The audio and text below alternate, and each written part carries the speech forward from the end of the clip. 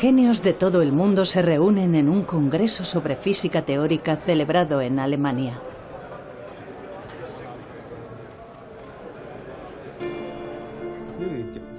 Los físicos teóricos intentan descifrar el universo solamente con fórmulas matemáticas. Ahora se enfrentan a la última gran pregunta que le queda a la raza humana. ¿Cómo comenzó el universo? Parece una pregunta desalentadora, pero en realidad los físicos ya saben dónde yace la respuesta. Son los lugares en los que nuestras ideas de espacio y tiempo se vienen abajo. La ciencia, por lo tanto, no sería capaz de determinar cómo comenzó el universo. Los lugares a los que se refiere Hawking son los agujeros negros que engullen todo con su enorme gravedad. Ni siquiera la luz puede escapar de su profunda oscuridad, pero si su centro pudiera expresarse con una fórmula matemática, por fin se explicaría todo el universo. Esta sería la fórmula definitiva.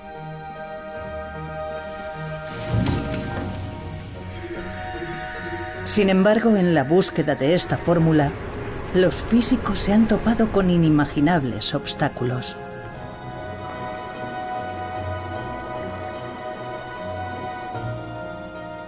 Cayeron rayos y truenos y él dijo algo así como: eso debe de ser Dios. Nos estamos acercando demasiado a la respuesta y Dios está furioso con nosotros. ¿Puede la humanidad explicar la creación del universo?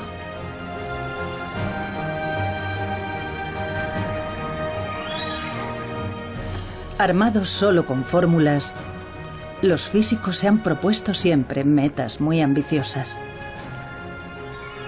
Esta es la historia de unos brillantes físicos y sus caminos recorridos a lo largo de un siglo. La fórmula definitiva.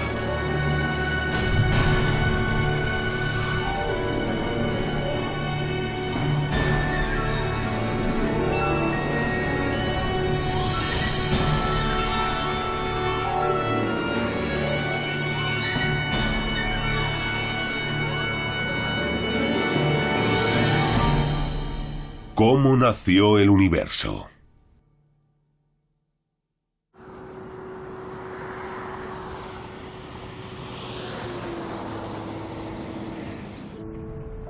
Entre las montañas de Colorado, Estados Unidos, se encuentra un centro que sirve de inspiración a físicos del mundo entero y donde se reúnen todos los años.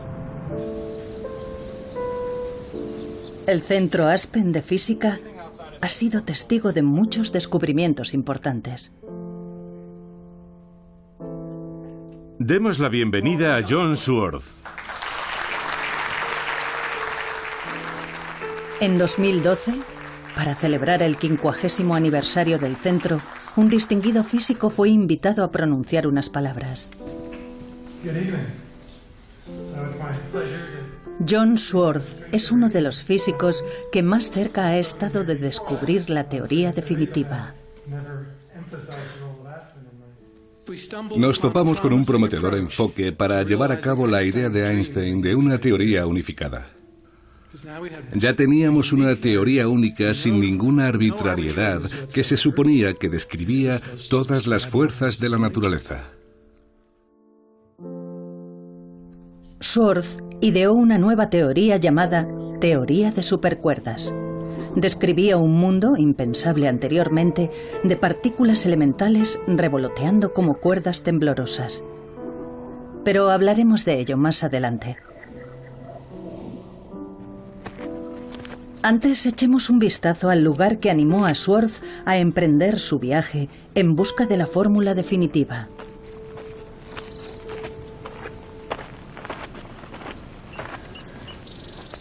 Este observatorio está en lo alto de una montaña a las afueras de Los Ángeles. Es un lugar de gran importancia histórica que un día fue visitado por cierto físico.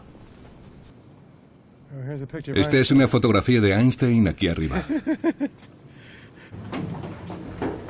Aquí se llevó a cabo un descubrimiento que revolucionaría el mundo de la física teórica. El universo se expande. Este fue un importante descubrimiento. Desde el Big Bang, hace 13.700 millones de años, nuestro universo se expande a partir de un solo punto.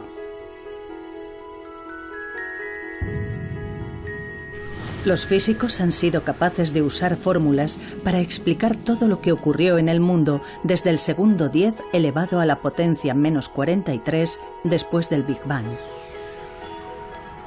En otras palabras, el momento en sí en el que nació el universo continúa siendo un misterio.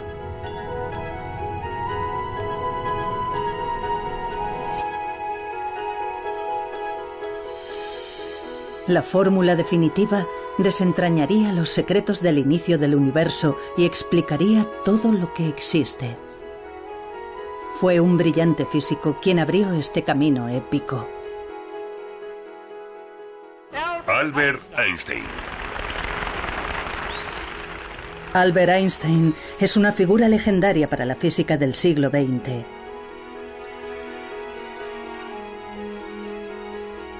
Se ganó un merecido lugar en la historia con su teoría de la relatividad general. En una era sin ordenadores gigantes, logró demostrar con precisión los movimientos del universo más distante. Había muchas esperanzas de que resolviera por fin el misterio del origen del universo. Esta es la fórmula de la teoría de la relatividad general. Puede parecer complicada, pero su significado es sorprendentemente sencillo. La parte izquierda de la fórmula representa la curvatura del espacio. La derecha contiene símbolos que representan masa y energía.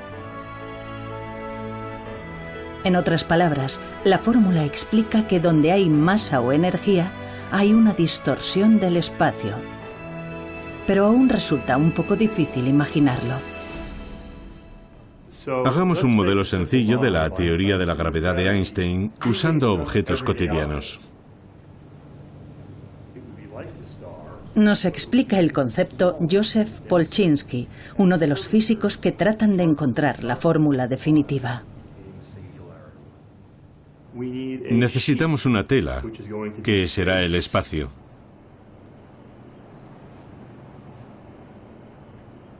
Ya tenemos un buen modelo para reproducir el efecto. Supongamos que esto es el espacio, no hay materia, y como podemos ver es totalmente plano.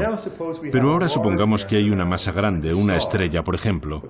Lo que pasará entonces es que el espacio se curvará. Si el planeta se mueve, por supuesto, no se moverá en línea recta, se moverá en círculo y orbitará alrededor de la estrella. Cuando pensamos en la gravedad, seguramente nos imaginamos una estrella que es atraída por otra que se mueve en círculo. Así. Según la teoría de Einstein, no obstante, la masa de la estrella hace que el espacio-tiempo se distorsione y como consecuencia de ello, las otras estrellas siguen la curvatura creada por la masa. Esta curvatura del espacio-tiempo se vuelve más extrema y potente cuanto más pequeñas y pesadas son las estrellas. En base a esta teoría, Einstein hizo una atrevida predicción. Donde hay una fuerte gravedad, hasta la luz se curva. Si esta teoría fuera efectivamente correcta, significaría que una estrella oculta tras una estrella más grande sería visible, porque la gravedad curva la luz. Y su predicción demostró ser correcta. Esta es una foto de un eclipse total de Sol. Las estrellas que se ven alrededor del Sol aparecen ligeramente apartadas de donde están realmente. Ello es debido a que la enorme gravedad del Sol ha provocado que se curve la luz de lejanas estrellas.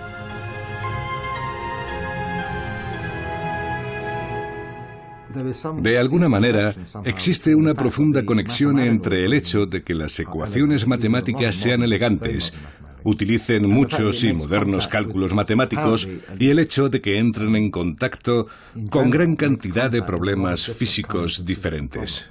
Por lo tanto, creo que es necesario comprender mejor los cálculos matemáticos. ¿Cómo nació el universo?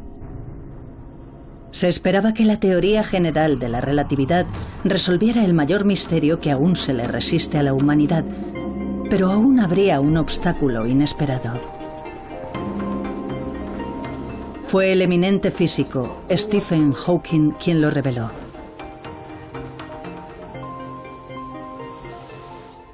Hola. ¿Cómo están? A pesar de sufrir una enfermedad incapacitante que paraliza los nervios del cuerpo, Hawking volcó su brillante mente en abordar el misterio del inicio del universo. Hawking se ganó el aplauso del mundo científico por realizar un importante descubrimiento relacionado con el Big Bang que marcó el comienzo del universo. El universo se originó desde un único punto y continúa expandiéndose. Si volvemos atrás en el tiempo, podemos reconocer otro fenómeno similar. Es el fenómeno de los agujeros negros. Hawking demostró que el centro de los agujeros negros y el Big Bang eran matemáticamente lo mismo. Cuando explota una estrella enorme, se crea un agujero negro que se traga todo lo que lo rodea.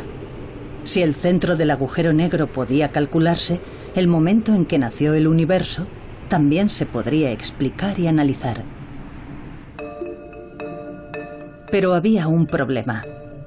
Volvamos a la teoría de la relatividad general. Cuanto más pequeña y pesada es una estrella, mayor es la curvatura espacio-tiempo. Los agujeros negros, con su gravedad extrema, se hunden infinitamente hacia un solo punto. El problema era la profundidad infinita. Esta es la fórmula de los agujeros negros. Si extraemos su significado general, el resultado es algo parecido a esto. R es la distancia desde el centro de un agujero negro.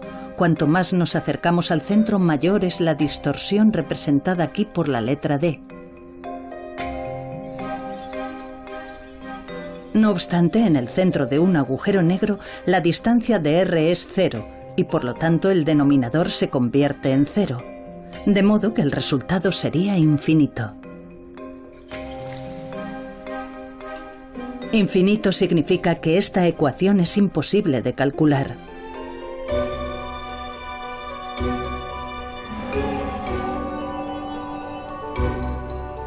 En otras palabras, la ecuación de la teoría de la relatividad general no puede aplicarse al centro de los agujeros negros.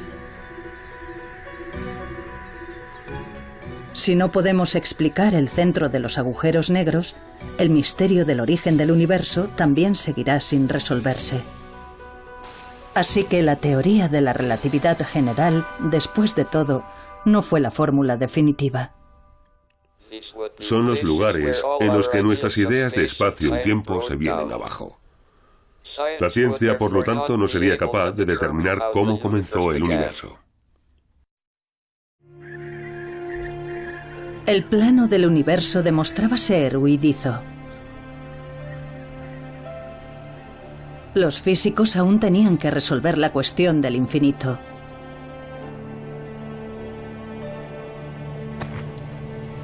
Entonces se les ocurrió una idea atrevida. ¿Por qué no combinar la teoría de la relatividad general con otra fórmula?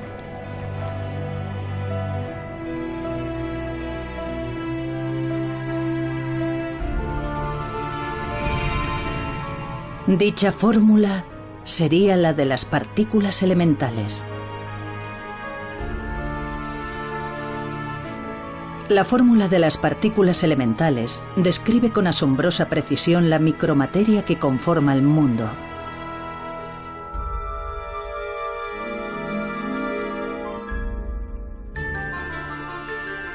Pero, ¿por qué combinar esta fórmula con la de la teoría de la relatividad general? El centro de un agujero negro es un único punto minúsculo infinitamente comprimido. Al incorporar la fórmula de las micropartículas elementales, se creyó que el problema del infinito se resolvería, y así el misterio del origen del universo se desvelaría por fin.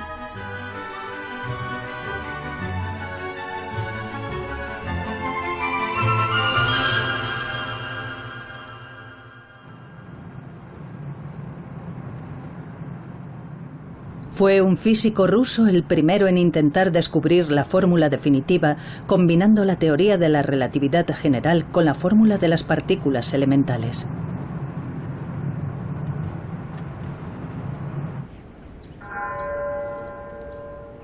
A las afueras de San Petersburgo hay un bosque apenas visitado por la gente. En él hay una lápida marcada por 2 balazos. Es la tumba de Matvei Bronstein, un brillante físico perseguido y asesinado durante la era soviética. Hola, buenos días. Su hija, de 82 años, sigue viviendo en Rusia.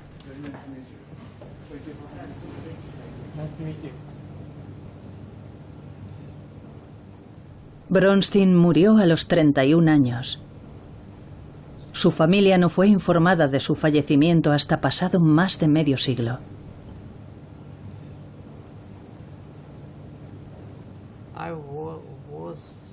Yo tenía 6 años. Lo detuvieron el día de mi 6º cumpleaños. Todos mis recuerdos son imágenes. No recuerdo conversaciones ni situaciones.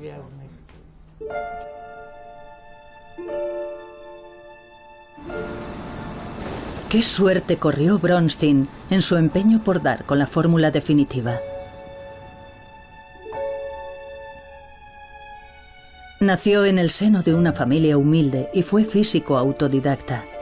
A los 19 años dominaba la teoría de la relatividad general y la fórmula de las partículas elementales, en una época en la que a la mayoría de los físicos les costaba entender dichos conceptos. Bronstein quería desmitificar los agujeros negros, pero antes de poder calcular su centro, tenía que demostrar algo.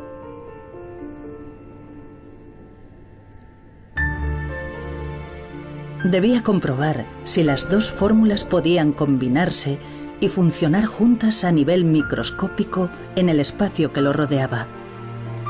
Tomó una sección de espacio, a una escala menor incluso que la de las partículas elementales, y calculó la gravedad que actuaba sobre ellas.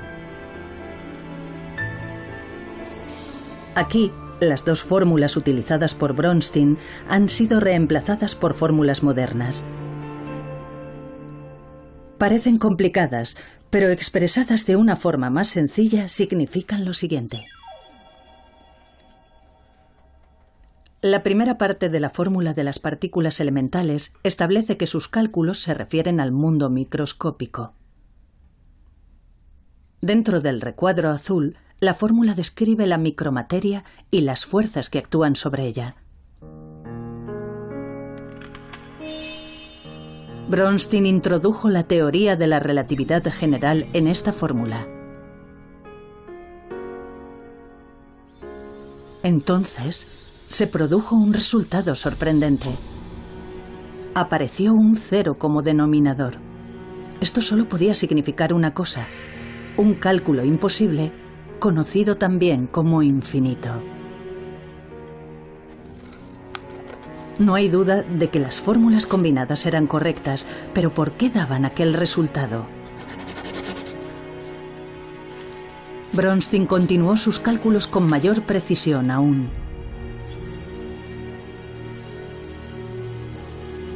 Pero, al final, solo obtuvo un número infinito de infinitos.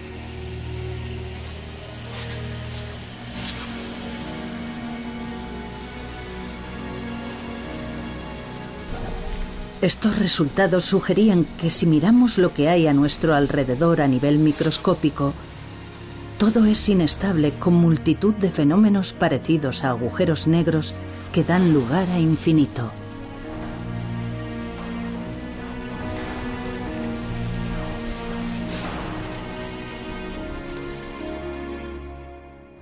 Las dos teorías físicas fundamentales no funcionan juntas.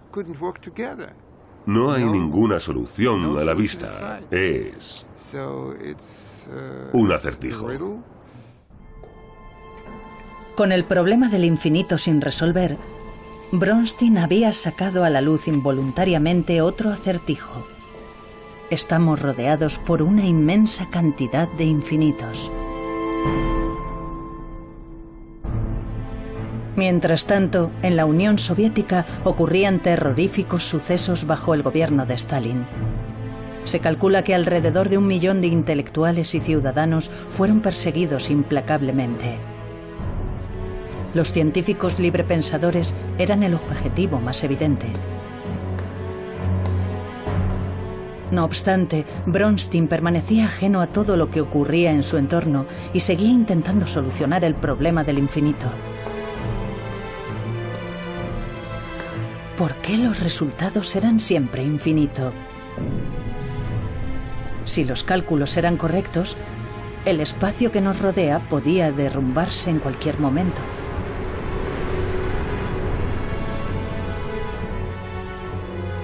En agosto de 1937, todo acabó bruscamente. La policía secreta detuvo a Bronstein.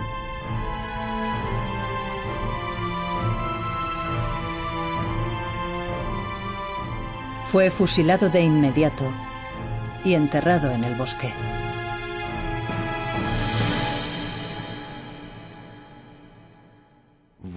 ¿Por qué Stalin ejerció aquella represión?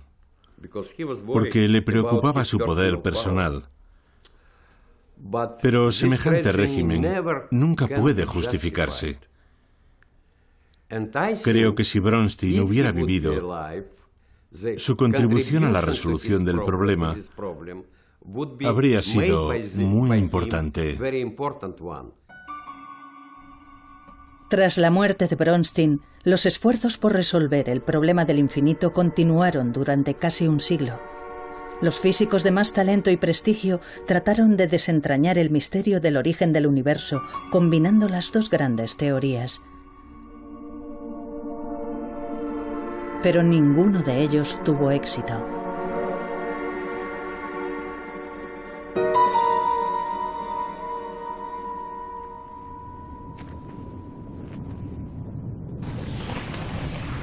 Un enorme pozo se abría ante aquellas mentes brillantes.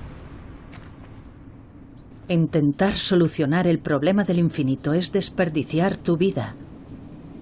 Eso era lo que pensaba la mayoría de los físicos cuando cesaban en su empeño por encontrar la fórmula definitiva.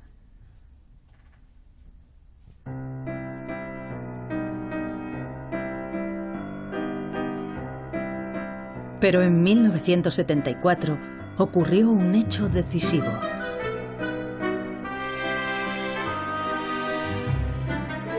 Se publicó un ensayo que aseguraba haber dado con la fórmula que resolvía el problema del infinito.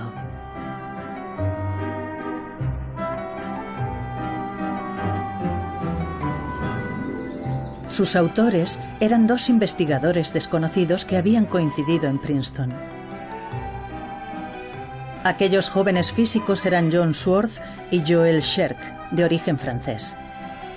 Su investigación giraba en torno a un campo olvidado y considerado anticuado entonces, la teoría de cuerdas.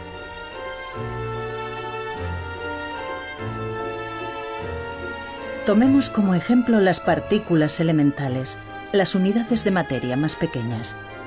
Según la teoría de cuerdas, las partículas no son puntos, sino cuerdas temblorosas con diversas formas. Esta idea aparentemente extraña se basa en una antigua fórmula física que se había dejado de lado.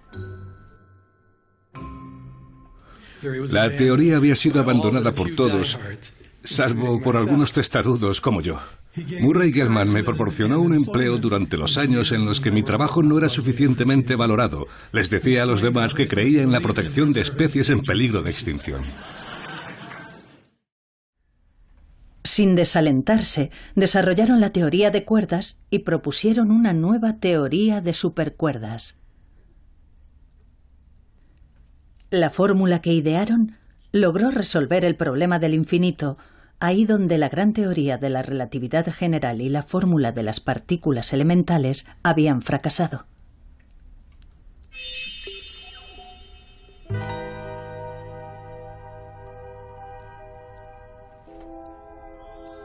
Pero ¿cómo resolvieron el acertijo los dos jóvenes físicos?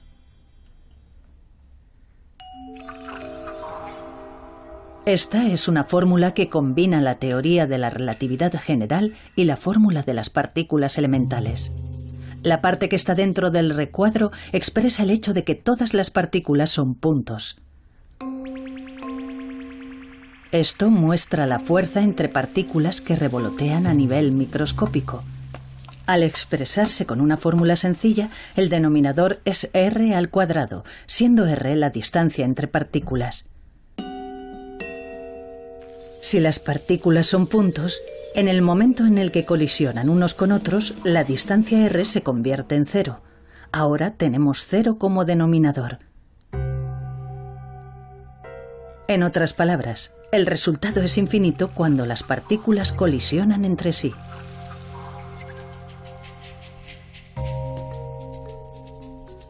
Pero como recordarán, en la teoría de supercuerdas las partículas no son puntos, sino cuerdas parecidas a gomas elásticas.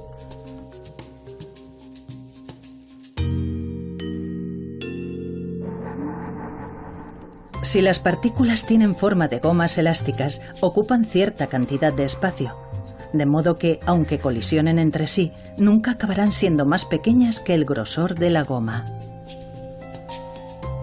Ni siquiera en el momento de la colisión, la distancia r se convierte en 0 y por lo tanto no acabamos teniendo infinito como resultado de infinito. La teoría de supercuerdas resolvió finalmente el acertijo del infinito que había preocupado a los físicos durante casi medio siglo. Además abrió el camino para desentrañar el misterio del origen del universo. No era un problema en el que trabajaran muchas personas, pero algunos éramos conscientes de él y era un problema que había estado ausente en anteriores enfoques. Por eso, ambos comprendimos que era algo en lo que valía la pena invertir nuestros esfuerzos. Sin embargo, la mayoría de los físicos no prestaron atención a su teoría de supercuerdas.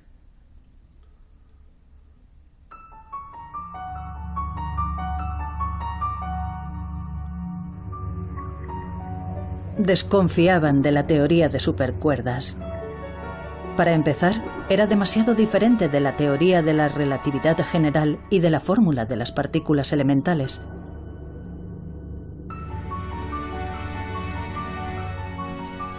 Pero eso no era todo. Para que la teoría de supercuerdas fuera cierta, necesitaba no solo las 4 dimensiones del mundo que vemos a nuestro alrededor, altura, anchura, profundidad y tiempo, sino que requería nada menos que 10 dimensiones. Eso es, 10. Muchos físicos se mostraban escépticos al oír hablar de otras dimensiones. Nuestro espacio-tiempo tiene 3 espacios y una dimensión de tiempo. Por eso decimos que es un espacio-tiempo de 4 dimensiones. Pero en lugar de 4 tenía al menos 10 dimensiones. Había que hacer algo con respecto a aquellas 6 dimensiones superfluas. Así que perdí el interés en trabajar con más dimensiones. No me solucionaba nada. La teoría de supercuerdas no puede llamarse física. Aquellos que lleven a cabo tales investigaciones deben ser excluidos. Esas eran las opiniones que se escuchaban en aquella época. Schwartz recibió frecuentes comentarios sarcásticos de un físico ganador del premio Nobel. Creo que veía con escepticismo el programa de la teoría de cuerdas. Pensaba que se alejaba demasiado de los experimentos y eso le molestaba. Me tomaba el pelo con ello. Me veía en un pasillo y me gritaba desde lejos: Schwartz, ¿con cuántas dimensiones trabajas hoy?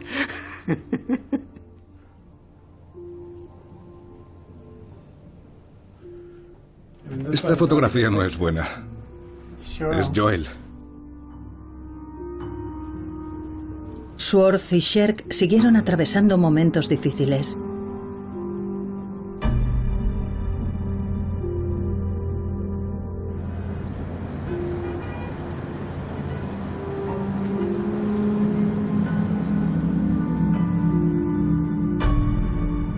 Después de que su teoría de supercuerdas fuera desechada ampliamente, Sherk cayó enfermo por una grave diabetes y regresó a Francia. ¿Por qué 10 dimensiones? ¿Y dónde estaban aquellas otras dimensiones invisibles?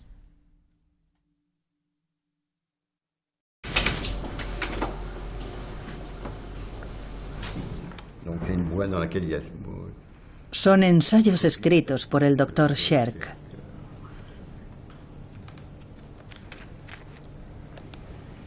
Se dice que Sherk se volcó obsesivamente en la investigación de otras dimensiones.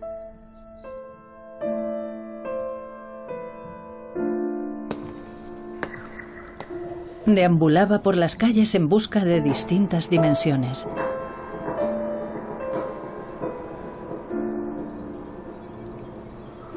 Se convirtió en un apasionado budista y se entregó a la meditación.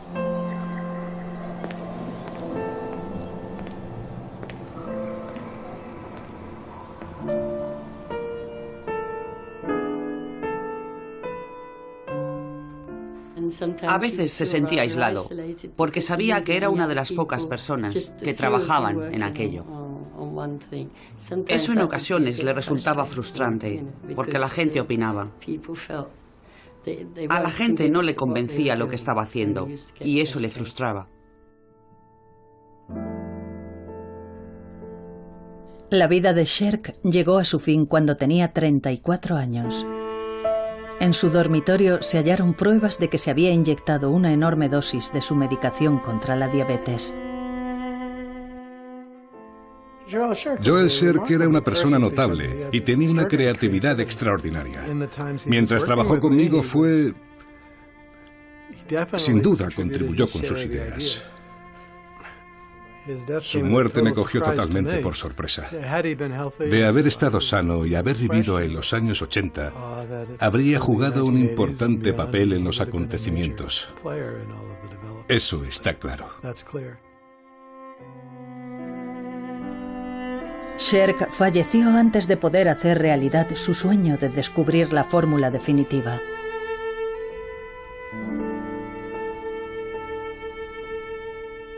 Schwartz, en solitario, continuó persiguiendo la meta que su amigo no logró alcanzar.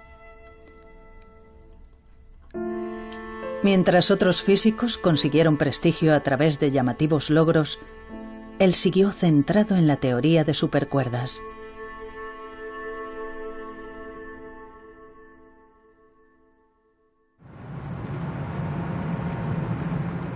Entonces surgió otra oportunidad. Un nuevo miembro se unió a la investigación desde Inglaterra, al otro lado del océano. Se trataba del brillante físico Michael Green. Green es profesor lucasiano de la Universidad de Cambridge, un prestigioso título que antes ostentaron genios como Newton y Hawking.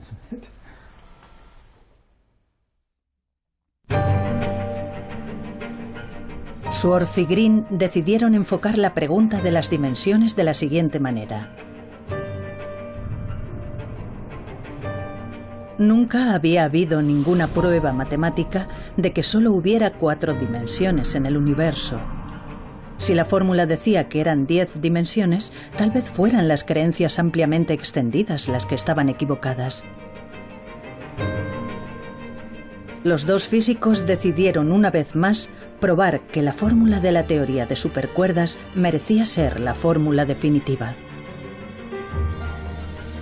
Necesitaban demostrar que la teoría de la relatividad general y la fórmula de las partículas elementales podían hallarse dentro de la fórmula de la teoría de supercuerdas.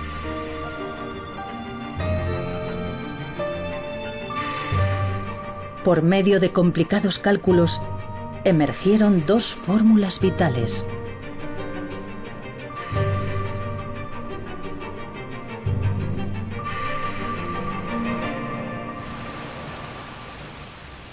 Cuando estaban realizando los últimos cálculos para asegurarse de que no había contradicciones en la fórmula, se toparon con algo extraño.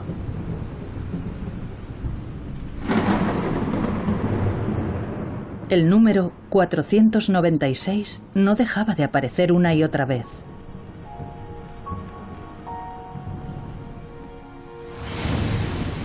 «496 es lo que se conoce como un número perfecto y ya era venerado por los antiguos griegos que lo relacionaban con la creación del mundo».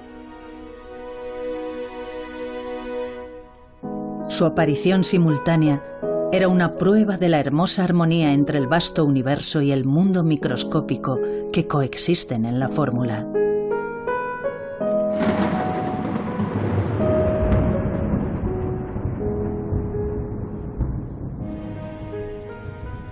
Era 496.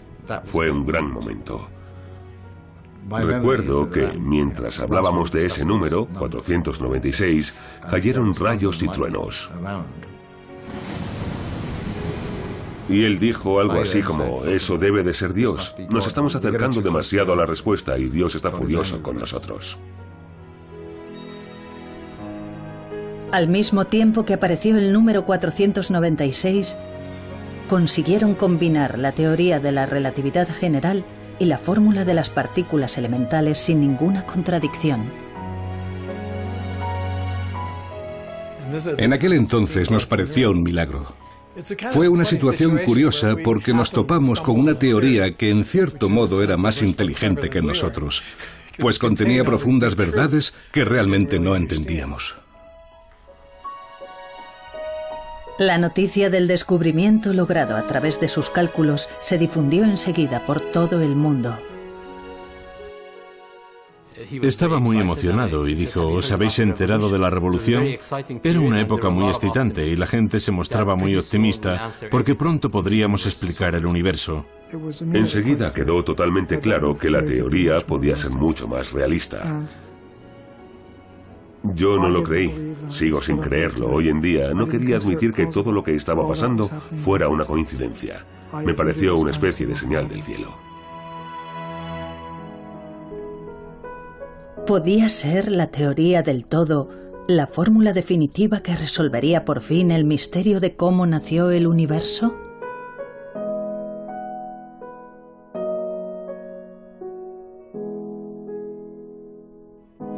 Físicos de todo el mundo se pusieron manos a la obra y empezaron a investigar la teoría de supercuerdas. De repente, la teoría de supercuerdas se encontró en la vanguardia de la física.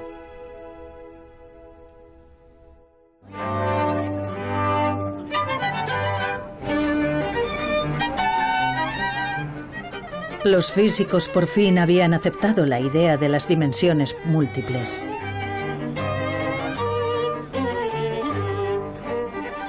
Pero ¿dónde existían aquellas dimensiones en el mundo?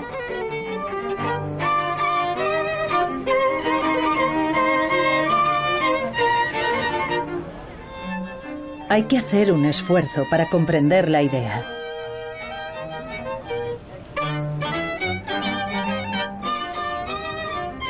Joseph Polchinski, que antes nos explicó la teoría de la relatividad general, nos explica ahora el concepto de las dimensiones múltiples.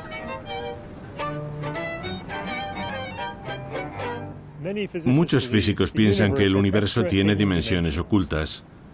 Para un físico, una dimensión es una dirección en la que pueden moverse las cosas. Podemos verlo con esta cuerda floja, por ejemplo. Nuestra equilibrista Erika ve la cuerda floja como un mundo unidimensional.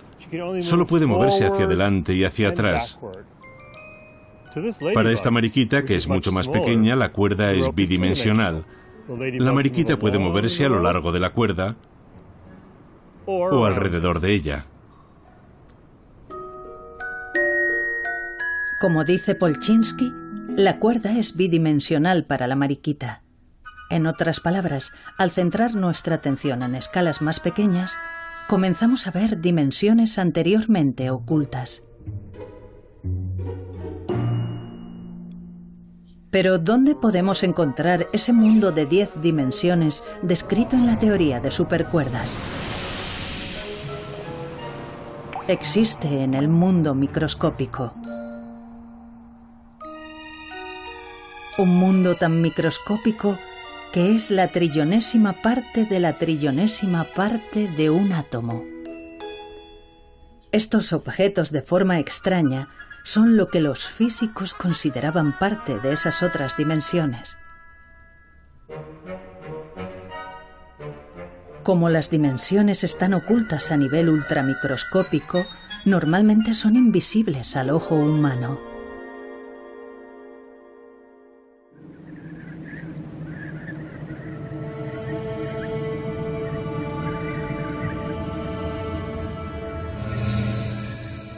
La nueva teoría de supercuerdas incorporaba las dos grandes fórmulas, la teoría de la relatividad general y la fórmula de las partículas elementales. ¿Era esta la fórmula definitiva que descifraría por fin todo lo que hay en el universo?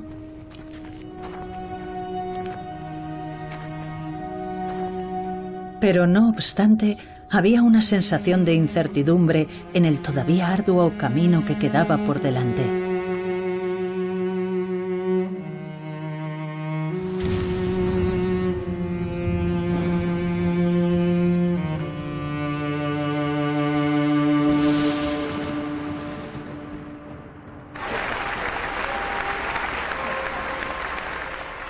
Entonces fue cuando el genio Stephen Hawking volvió a entrar en escena. Él fue quien planteó a los físicos el problema del infinito en relación con los agujeros negros. ¿Tenía la teoría de supercuerdas lo que hacía falta para ser la fórmula definitiva? Hawking respondió a esta pregunta mencionando otro problema que acechaba en la profundidad de los agujeros negros. Y así es como comienza el siguiente capítulo de nuestra historia. El nuevo problema estaba relacionado con el misterioso calor generado en el centro de los agujeros negros.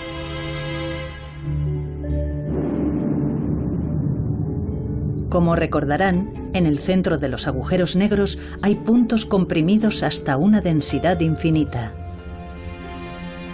Debería ser imposible que hubiera movimiento ahí. Si las partículas elementales no se pueden mover, ¿cómo puede generarse calor? Esto se conoció como la paradoja de la pérdida de información de Hawking y se convertiría en un nuevo obstáculo para los físicos. Se mostraba muy escéptico hacia la teoría de cuerdas, pero sus argumentos parecían bastante buenos, así que era muy difícil averiguar en qué se había equivocado. Sin embargo, muchos creíamos que tenía que haber algún error, aunque no fuera evidente. Aquí es donde aparece un nuevo héroe.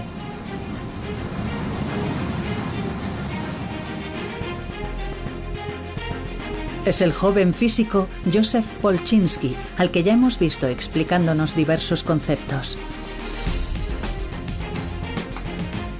Polchinski logró seguir desarrollando la teoría de supercuerdas.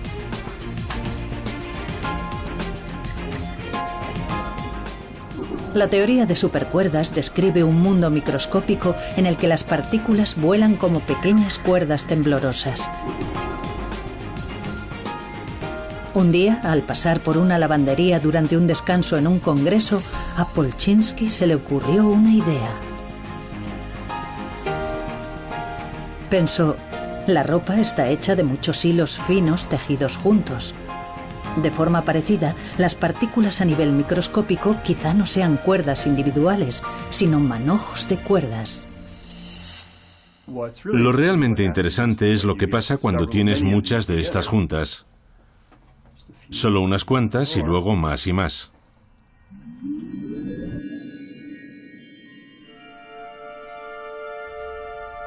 Trabajó en una fórmula y propuso que no eran cuerdas individuales, sino muchas cuerdas moviéndose juntas y formando una especie de membrana.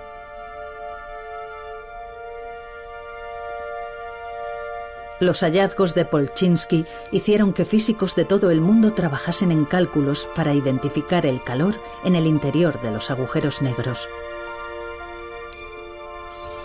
Finalmente, con la incorporación de una nueva fórmula que describe el fenómeno de la membrana, la teoría de supercuerdas se utilizó con éxito para calcular el calor dentro de los agujeros negros. Se creía que en el corazón de los agujeros negros las partículas eran comprimidas hasta el infinito y no se podían mover. Pero en el corazón de los agujeros también podía haber dimensiones múltiples. En dichas dimensiones, las cuerdas se tejen juntas formando membranas que se mueven y generan calor. Creo que la paradoja de la pérdida de información de Hawking es uno de los grandes experimentos de la historia de la ciencia.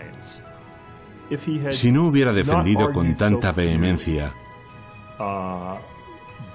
que la paradoja existía, puede que la gente no le hubiera prestado la atención que se merecía. En 2004, Hawking tomó la valiente decisión de convocar un congreso en el que reconoció que estaba equivocado.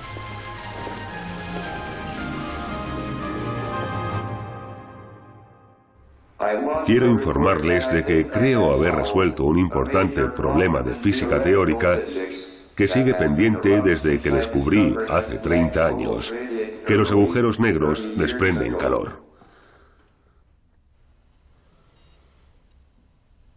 Mi ensayo sobre la pérdida de información de los agujeros negros provocó 25 años de discusiones en las que hemos aprendido mucho. Estoy encantado de que hayamos descubierto ahora que la información no se pierde. La historia lo demostrará. Hemos avanzado mucho y es posible que falte poco para descubrir la teoría definitiva.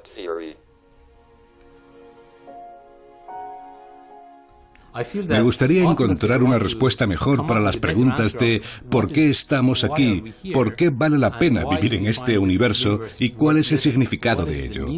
Tal vez estemos contemplando cuestiones filosóficas que ni siquiera sabemos por qué nos planteamos. No tengo una buena respuesta, pero aún así seguimos haciendo lo que hacemos.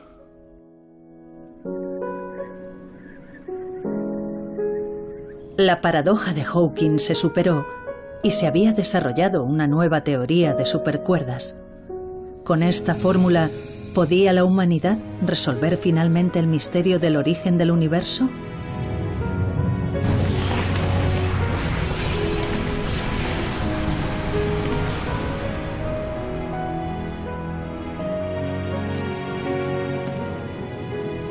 En el largo camino en busca de la fórmula definitiva, los físicos se han topado con el infinito, las dimensiones múltiples y los agujeros negros.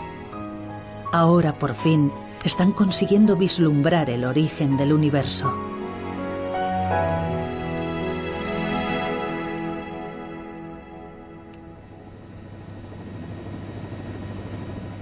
Investigadores de todo el mundo están poniendo a prueba las predicciones hechas por la teoría de supercuerdas. El CERN es el laboratorio de física de partículas más grande del mundo, donde fue descubierto el bosón de Higgs. Uno de sus siguientes objetivos es descubrir otras dimensiones. La idea es utilizar el gigantesco acelerador para desvelar las dimensiones ocultas a nivel microscópico. La atención se ha centrado también en los agujeros negros que los físicos llevan mucho tiempo estudiando en su búsqueda de la fórmula definitiva. Científicos de todo el mundo intentan ahora observar directamente la entrada de un agujero negro.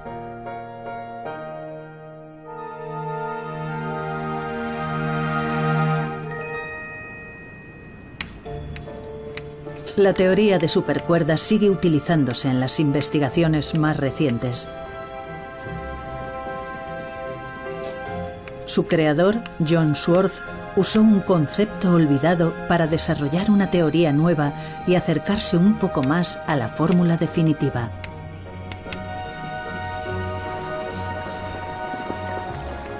Pero empieza a pensar que quizá no viva para ver el día en el que por fin se desvelen los secretos del origen del universo.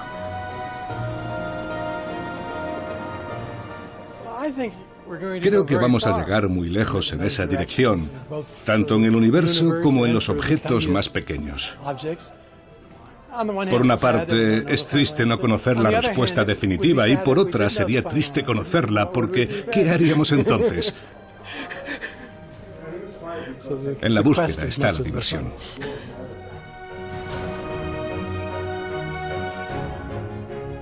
Entonces, ¿cómo se creó nuestro universo?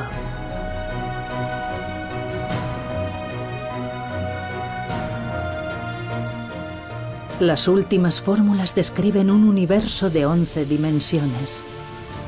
Y lo que es más, ha surgido un nuevo problema que plantea la posibilidad de que existan nada menos que 10 elevado a 500 universos.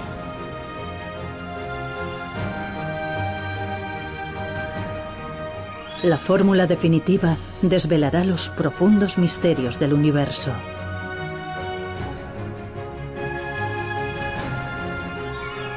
Hasta que el último de los misterios no sea desentrañado, la humanidad continuará incansable su búsqueda.